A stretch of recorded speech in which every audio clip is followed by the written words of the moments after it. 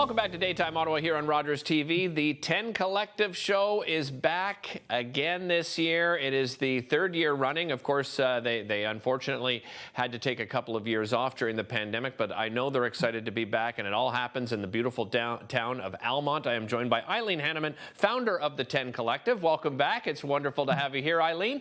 Tell us a little bit about the 10 Collective and the history behind it. Hi, how are you doing? I'm doing Thank great. You very Wonderful much to have you. Yes, in about 2017, I invited 9 other artists who I've been watching here in Almonte area, who I really respect, and asked if they'd like to put a show on with me. And 2018 was our first show. It was absolutely wonderful. We did it again in 2019. And as you just mentioned, 2020, we had to cancel because of the pandemic. It was so successful. We weren't even sure initially if this was going to work, but we had 1,600 people show up in 2019 over Wow. 2 days.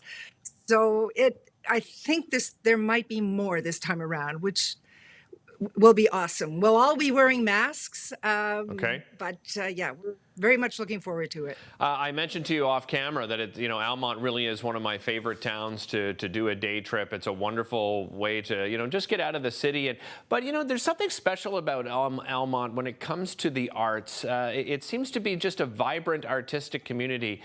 Let's talk a little bit about that. What do you think makes Almond so attractive to artists? We don't know. Everybody who's here who is an artist, and there's a lot of us, we know that Almond is all about the arts, all about culture. We have a newspaper called The Hum. It's all about entertainment and anything to do with arts and culture. We have Puppets Up coming up. We have so many festivals and theater plays. The Textile Museum, where we're going to be having our show, has different exhibits throughout the year, and it's all got to do with creativity. It's just a mecca for anything to do with the arts. It's a wonderful, wonderful place to live. You mentioned the Mississippi Textile Museum back again this year. That just to you must seem like the perfect venue. It is to us the only place. They have a huge room. It's been refurbished to be everything. Even the plaster is still the old time plaster from way back. It's also a National Historic Site of Canada, and we're very lucky to have. It's one of 2. The room is beautifully lit. The panels are lovely. It is wide enough, large enough that you can just walk around and take your time. It's truly a perfect venue. We have a special guy, a guy named Matthew, who comes in and does the lighting. It's a lovely, lovely place. And on that weekend only, it's going to be free upstairs for anybody who would like to visit the exhibits upstairs. Oh, wonderful. Well worth it. We're seeing, of course, some of the pieces, some of the art, the styles that we're going to see at this year's 10 Collective show. Tell me a little bit more about what people can expect. What sort of mediums will we see?